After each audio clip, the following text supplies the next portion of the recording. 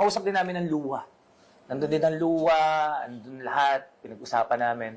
Kasi sabi ko, anong bang accountability ng Prime Water sa atin? Para lang tayo naka-hostage dito na saltaan tayo ng salita, pero parang hindi naman tayo pinakikinggan. Tapos, nanong ko yung mga hotline nila. Yung hotline nyo ba na yan, gumagana? O, kinuha ko yung number nila, tinawagan ko, walang sumasagot. Yung mga comment section nila sa Facebook, naka-off. So, wala talagang para madinig tayong taong bayan. Kaya ako na mismo, nagsalita, nag-privilege speech, hinihiling po namin, at ang hiniling namin sa kanila, asan yung MOA? Asan yung kontrata? But humihingi kami ng kopya ng kontrata hanggang ngayon, hindi pa rin nila binibigay. Kasi para malaman natin, baka, tingin ko, baka marami ng mga violations. Ang tanong namin nga sa luwa, paano po natin paano sila ma-account? Kasi parang ang dating sa amin, parang hanggang dito lang kami kasi hindi namin sila hawak. Mas may nakakahawak sa kanila yung national. Yun yung hinihintay ko sa kanilang reporting. Sabi nga ni Governor na he would issue an EO if ever masubmit sa kanya yung report. As someone crafting that report for the Governor, ano yung findings so far? Like, what are you recommending to the Sila Governor? mismo nagsasabi, malaki talagang problema nila. Like, yung mga pipe nila, hindi pa nila naayos. Pag may nasira, That's why I waited for their report. May Kasi mga ako na yung final action dito because Gov, ang executive tayo. tingin pa doon, meron pang mga reklamo yung mga contractor na hindi pa nababayaran doon sa pag-aayos ng kalsada. Kasi minsan pag binubutas nila yung kalsada, hindi na binabalik eh. So madami talagang problema. And I'm appealing to the national government. Kasi this is not only issue in Bulacan. Ang problema ng Prime Water, hindi lang sa Bulacan. Problema din to sa Cavite, problema rin to sa ibang lugar.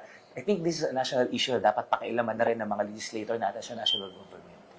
Na dapat pakialaman na matulungan kami dito sa Bulacan. San Jose del Monte. Alas 3 ng madaling araw gumigising ang isang lola para lamang mag-igib ng tubig. Ano sa story ng rapper?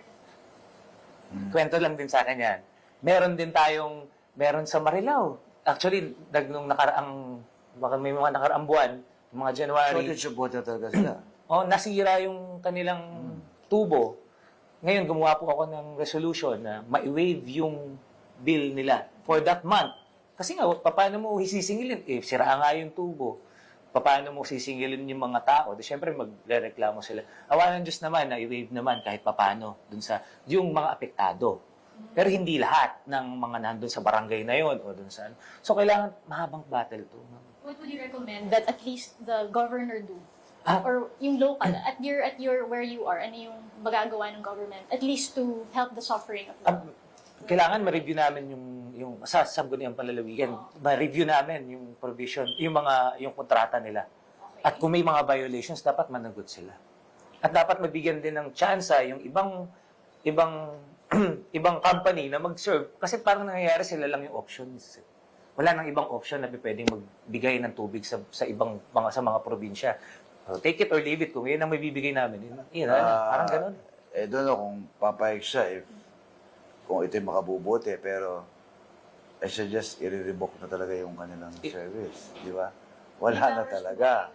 Di ba? Tapos papasukin nila yung ibang company na mag-serve dyan. Kasi kung talagang poor ang kanilang service, I suggest to revoke.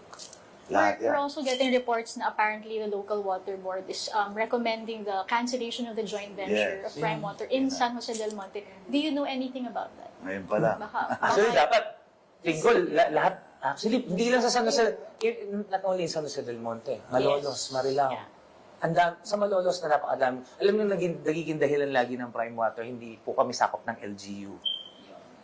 Meron parang sekretary na nagsabi na ang humahahawak nila, walang control ang mga LGU sa mga LGU atin ng 2019. Parang ganyan na yun yung parang lakas ng loob nila na parang tayong mga nasa local government, untouchable sila eh. Kaya kailangan natin ma-review yung contract. Kung pwede pa ngang, kasi hanggang ngayon wala pa talaga silang binibigay. So ngayon, kung kailangan i-revoke, kung may mga violations, mabigyan yung ibang company na makapag-supply ng tubig kung maayos. So, kaya ayusin nila. Parang resolution suggesting to revoke na lang. Kasi kung walang power ang local, para ito may revoke. Siyempre, baka nasa taas sa Congress siguro. suggestion sa Congress, di ba? Pasa O kaya sa Senate. Saka sa Senate. Di ba? Recommended. Di ba? Sana pakilaman na rin ng Senate to. Di ba? Kasi parang sa, tingin ko sa Congress meron na ata, pero sa Senate parang wala pang nakikialam na senador patungkol dito sa tubig dito. So sana yun talaga. Cavite lumabas itong issue na to eh. Cavite, kapihan namin. So, talagang... So yun nga, kasi kaya hindi po Bulacan lang ang may problema sa tubig. May problema sa prime water. Pati yung ibang probinsya. At board member pa lang po ako, lagi ko na itong piniprivilege speech. Lagi ko na itong kinakausap. Talaga ng ng prime problema water. yan. Pero hindi pa rin, wala pa rin ginagawang action. Pero ng yun, prime bakit water. sila why are they so untouchable? Actually, wala kaming power eh. Kaya ganun siguro, di ba? Oh, ilan? Ganun, parang ganun, di ba? For example, Pero siyempre, bilang mga namamahala dito, may karapatan kaming siyempre, batasin sila. Hindi po pwedeng ganun lang. Ay, ang maapektuhan dito yung mga kababayan namin. Di ba? Pag hindi sila nakinig sa akin, may babatasin ko talaga dito. Dito pa lang sa Bulacan, i-redebook na sila. Bawal na sila rito. Ngayon, kung sinasabing untouchable sila, dito bawal kayo. Mag-uusap kami ng kung sino man yung sabi yung bawal na hindi namin i-touch. kasi 25 years yung contract nila. Ganun katagal. Simula ng 2016, 2017, sa lahat ng mga bayan-bayan dito sa Bulacan. Hanggang ngayon, existing pa rin. Tingin ko ang daming violations. Pero walang nagiging aksyon. Natatawag na puro service.